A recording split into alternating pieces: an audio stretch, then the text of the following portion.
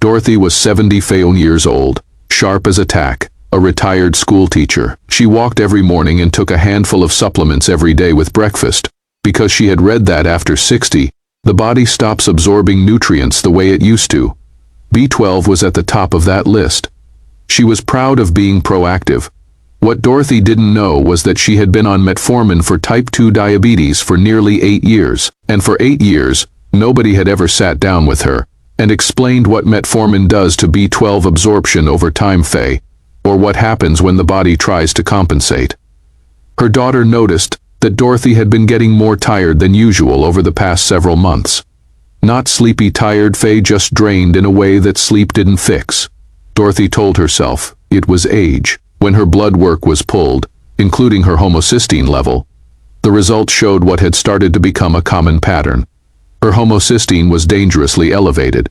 Her B12 levels were actually high from supplementing.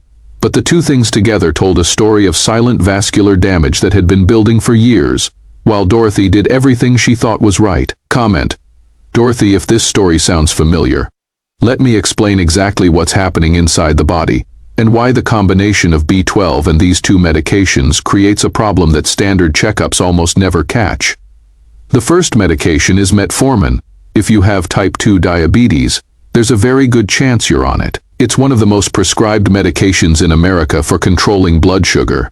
It's genuinely effective, but metformin has a side effect that most patients are never clearly told about. Over time, especially over years, metformin interferes with something called intrinsic factor in your gut. Intrinsic factor is a protein your stomach produces that acts like a delivery vehicle for B12. Think of it like a taxi. B12 gets into the taxi and the taxi drives it to where it needs to go in your bloodstream. Metformin quietly damages that taxi system. It makes it less reliable, less consistent. So your doctor sees low B12 levels and says, take a supplement. And you do. You go out and buy a high dose B12 tablet because more feels like better.